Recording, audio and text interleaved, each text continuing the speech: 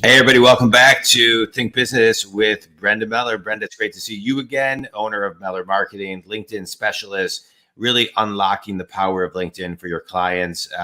You've been a huge benefit for me and continue to be.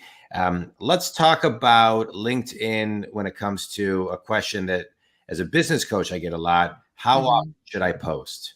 That is a great question, John. And just to back it up a little bit, why do we post on LinkedIn? Well, we post to stay top of mind for people in our network. And if you're never posting on LinkedIn, there's a lot of people who are going to connect with you and just forget about you. So when you post and your post gets a lot of engagement, that's going to help to bring some people to your profile where they're going to learn more about you and your business. So when we think about how often to post, my advice is this: you should be posting at least once a week, John, like at Yeah. least once a week. That's the minimum, ideally working up to once every business day. And, the goal is to speak to your ideal target audience when you do post. So you don't want to be overly salesy. What I like to do, John, is I try to offer up LinkedIn advice or LinkedIn strategy tips or common mistakes I see. Sometimes I invoke a little bit of humor in there. My goal is to get people to engage with the post. And then I know a portion of those people are going to go back to my profile, and that's where they can learn more about me and my business. Yeah.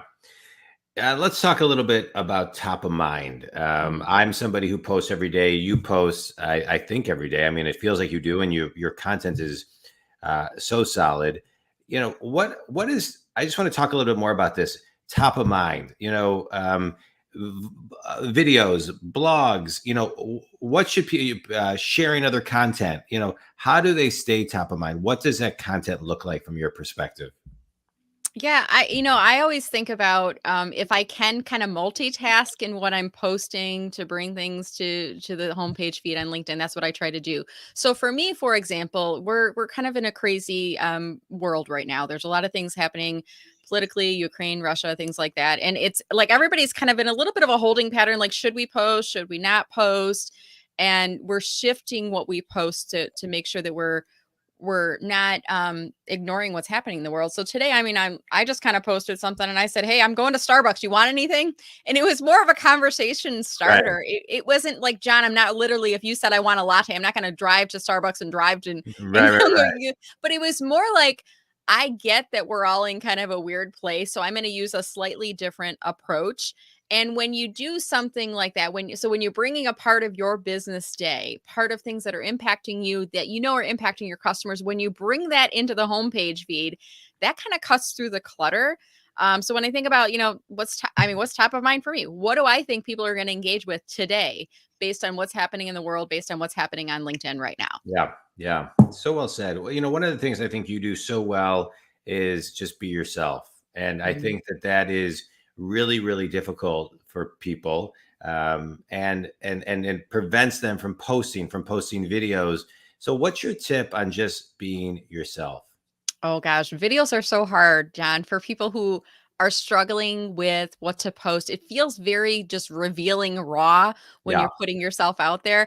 I mean, what I do is I focus less on the fact that it's going on video where the world can see it. And I really try to right. think about, I'm speaking to one person.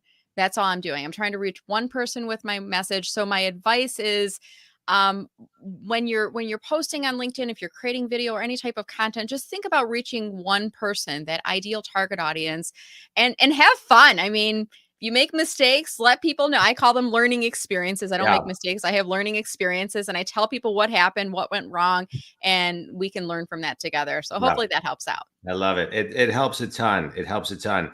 And my dog's been barking. Your dog was sneezing in the video we did, yesterday. It's real. That's what people like. And yeah, it's a pleasure. How can people connect with you and give a little flavor of the services that you offer? Absolutely. If you're interested in unlocking the power of LinkedIn for yourself, for your business, go to my profile. You can click on the follow button where you can get my updates, or if you go to the more button or the three dots, click on that, and there will be an option to personalize, invite, or connect. Just mention that you heard me on John's show here, and I'd be happy to connect with you. Love it. Brenda, thank you so much. Always a wealth of knowledge. Think community. You've heard me talk a lot about the power of LinkedIn. It is a powerful, powerful tool. If you don't know how to use it effectively, you need to.